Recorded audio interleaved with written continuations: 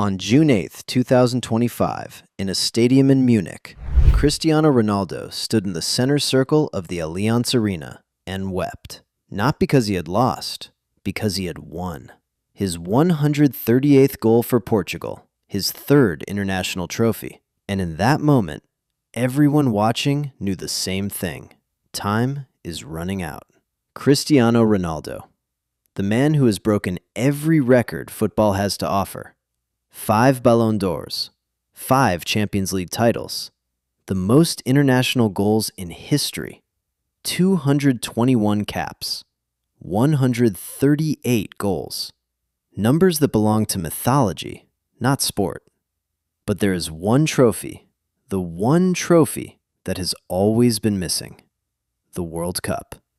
His first attempt came in 2006. He was 21 years old, playing alongside Figo and Deco in a golden generation that reached the semifinals and never got further. The next 4 tournaments? Quarterfinals at best. A combined total of 1 knockout stage goal across 4 World Cups. In 2026, Cristiano Ronaldo will be 41 years old. He will walk onto the pitch in North America knowing, we all know, this is the last time. But before we talk about the World Cup, we have to talk about what happened on July 3rd, 2025. 25 days after lifting the Nations League trophy. 11 days after getting married. Diogo Jota, 28 years old, a husband, a father of 3, died in a car accident in Spain alongside his younger brother Andre. The football world stopped. Liverpool retired his number 20. The Portuguese parliament declared national mourning. Wimbledon, for the first time in 148 years, allowed players to wear black armbands, breaking its all-white dress code in his honor. And on the night of the 2025 Ballon d'Or ceremony, in a packed auditorium in Paris, the room fell completely silent for a man who would never play again. Portugal will arrive at the 2026 World Cup carrying that grief. Roberto Martinez named an extra player in the squad, a deliberate, emotional nod to the man who should have been there. When Portugal step out onto that pitch in North America, they will be playing for more than a trophy. But here's the thing people miss when they only focus on Ronaldo. This is not the same Portugal. Look at this midfield. João Neves, 20 years old, already a Champions League winner with PSG. Vitinha, one of the best ball-playing midfielders in Europe. Bruno Fernandes, FWA Footballer of the Year, the man who dragged Manchester United back into the Champions League almost single-handedly. At left back, Nuno Mendes, the man who shut down Lamine Yamal in the Nations League final, won the Champions League with PSG, then 8 days later won the Nations League with Portugal. 8 days. He is 22 years old. In attack, Rafael Leao brings pace and unpredictability. Francisco Conceição brings the hunger of a man proving himself. And Bernardo Silva, arguably the most complete player in this squad, brings the footballing intelligence to tie it all together. Portugal are ranked 5th in the world. They just won the Nations League.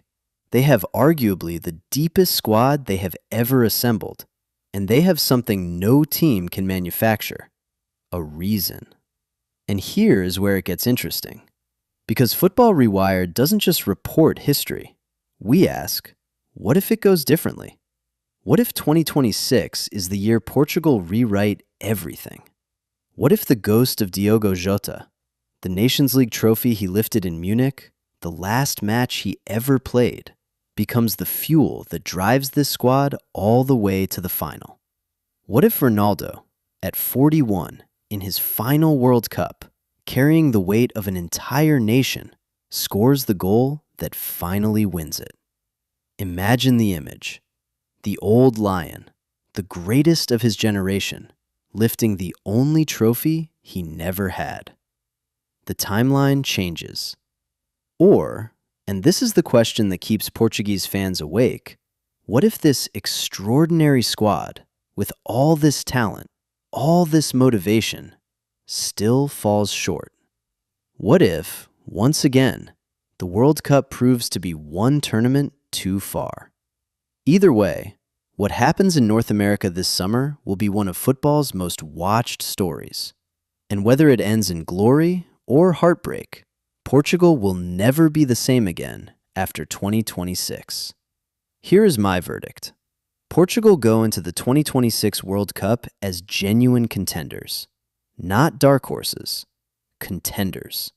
The squad is deep enough, the motivation is real enough, and Roberto Martinez has finally built a system where the team doesn't live and die on Ronaldo's form.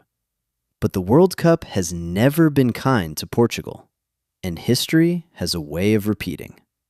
What I believe is this: whatever happens, the world will be watching, because this is Ronaldo's last dance.